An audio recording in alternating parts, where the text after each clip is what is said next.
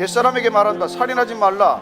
누구든지 살인하면 심판을 받게 되리라 하였다는 것을 너희가 들었으나, 너희가 들었어요. 지금까지 들은 게 뭐냐면은 살인하지 말라. 누구든지 살인하면 심판을 받게 되리라. 우리가 출애굽기를 보면, 민수기를 보면 6번째 계명은 한 줄이에요. 그냥 살인하지 말라예요. 그러나 살인하면은 어떤 페널티가 있는지, 처벌이 있는지를 다시 출애굽기나 민수기에서는 부연 설명하고 있어요. 그것도 율법이에요. 그러나 그 율법을 우리가 보면 그 율법에 주목을 해서 살인이라고 하는 본질을 벗어나서 살인죄, 그리고 살인죄를 처벌하는 벌에 우리가 점점 관심을 갖게 되는 것이죠. 그래서 오늘 예수님께서 너희들이 살인하지 말라, 살인하면 심판을 받게 되리라, 그렇게 들었지만 22절 말씀 보십시다. 다시 읽습니다. 시작. 나는 너희에게 이르노니 형제에게 노하는 자마다 심판을 받게 되고, 형제를 대하여 라카라 하는 자는 공회에 잡혀가게 되고, 미련한 놈이라 하는 자는 지옥불에 들어가게 되리라. 너희는 이렇게 들었으나 나는 너희에게 이렇게 이른다고 말씀하십니다. 이 지금 살인하지 말라, 살인하면 누구든지 심판을 받게 되리라고 하는 말의 본질은, 그건 말이야, 형제에게 분노하지 말아라. 형제에게 분노하는 자마다 심판을 받게 된다는 말이야. 그래서 살인의 본질이, 살인의 뿌리가, 살인의 시작이 분노에 있다고 하는 살인의 동기 쪽으로 다시 관심을 확 끌고 가는 것이죠. 우리는 살인만 안 하면 다 죄가 없다고 생각을 해요. 나는 이때까지 살인한 적, 여기 누가 살인하고 여기 앉아 있겠어요? 사람 직접 죽이고 여기 앉아 있는 사람 계십니까? 아니, 예수님께서 살인하지 말라고 말씀하신 이 설교 듣는 사람도 누가 살인한 사람은 없어요. 그러면 다 해당 나하고 관계없는 율법입니까? 그렇게 생각한 게 바리새인들이란 말이에요. 나는 평생에 사람 죽인 적 없어. 그러나 예수님께서 살인하지 말라고 하는 하나님의 명령의 본질은 뭐냐? 그건 형제에게 분노하지 말아라.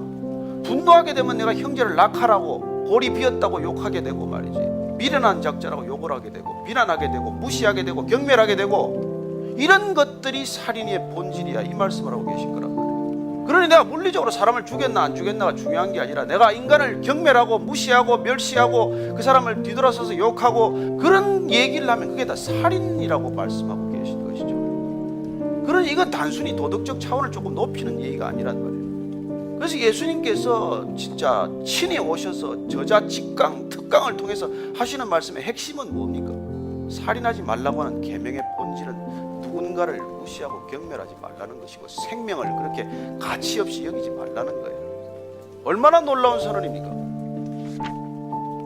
창세기 4장 7절에 가인의 살인을 하면 첫 살인이죠. 인간이 왜 살인하게 되었습니까? 같이 제물 드렸어요. 근데 하나님께서 아벨과 아벨의 제물은 받으셨는데 가인과 그 제물은 받지 않으셨어요. 그래서 가인이 화가 났어요. 화가 났더니 하나님께서 뭐라고 하십니까? 여호와께서 가인에게 이르시되 내가 분하여 하면 어찌 됨이며 안색이 변하면 어찌 됨이냐? 내가 선을 행하면 어찌 낯을 들지 못하겠느냐? 선을 행하지 아니하면 죄가 문에 엎드려 있느니라. 죄가 너를 원하나 너는 죄를 다스릴지니라. 가인 얼굴 낯색이 변했어요. 화가 나 있어. 막 분기탱천해 있어요. 너 왜 화가 났냐? 너 왜 화가 났는지 아느냐? 그리고 너 화를 어떻게 다뤄야 할지 아느냐? 그 얘기를 지금 해주신 거예요. 그 얘기가 내가 선을 행하지 않기 때문에 그런 거예요. 그럼 하나님께서 가인의 재물 왜 안 받으셨어요? 선을 행하다가 가져온 재물이 아니니까. 여러분 명심하십시오. 그냥 헌금 가져와서 하나님 받았다고 생각하지 마십시오. 삶이 따라가지 않는데 무슨 여러분들 뭐 헌금 가져와서 하나님한테 지금 그 사면장 면죄부 사는 겁니까? 그래서 성을 행하지 않으면 내가 낯을 들지 못하고 안색이 변하는 그런 분노가 생기는 거 아니냐? 그러면 내가 들어가고 나갈 때마다 문 앞에, 문 지방에 거기 죄가 엎드리고 있다는 거예요. 그 죄 이름이 뭐예요? 들어갈 때마다 나갈 때마다 엎드리고 있는 죄 이름이 뭡니까? 그게 분노예요, 분노. 그 분노에 내가 사로잡혀서 어떻게 된다는 거예요? 그래, 분노의 종이 된 것이죠. 그래서 가인이 분노가 생겨서 어떻게 한 겁니까? 그러면 자기가 분노가 생겼으면 누구한테 화를 내야 돼요? 가인이 누구한테 화를 내야 됩니까? 하나님한테 화를 내야 되죠. 하나님이 재물을 안 받으셨으니까. 그런데 왜 아벨한테 화를 냅니까? 왜 아벨한테 화를 내요? 아벨이 만만하니까. 하나님하고는 게임이 안 되잖아요. 여러분, 분노는 출구를 찾는데 꼭 출구가 내가 감당할 만한 사람 찾아가요. 왜 여러분 정치에 희생양이 필요합니까? 여러분, 분노가 그 사람한테 갈 수 있으면 그 사람한테 가지요. 못 가면 어떻게 됩니까? 누군가 다른 사람을 향하는 것이죠. 그래서 사단장 부인이 화를 내면 사단 사병까지 다 얻어맞는 거 아니에요? 왜 하나님께서 분노하지 말라고 그러냐? 그 분노라는 게 누군가를 죽이게 돼 있다고요. 그래서 남을 못 죽이면 결국은 약한 자를 못 죽이면 나를 죽여요. 그 나를 죽이는 건 의학적으로 뭐라 그래요? 자가 면역 체계 파괴라 그래요. 화병이 그거 아닙니까? 그 이게 분노에 대한 그러면 처방이 뭐예요?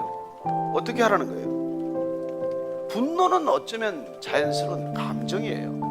하나님 것도 주신 감정이죠. 하나님도 진노하시는데 뭐. 근데 그 분노가 왜 문제가 되냐면 그게 죄로 연결되지 말라 그 뜻이 아니에요. 분노를 가지고 죄를 만들지 말아라. 자, 바울이 본인도 화를 냈어요.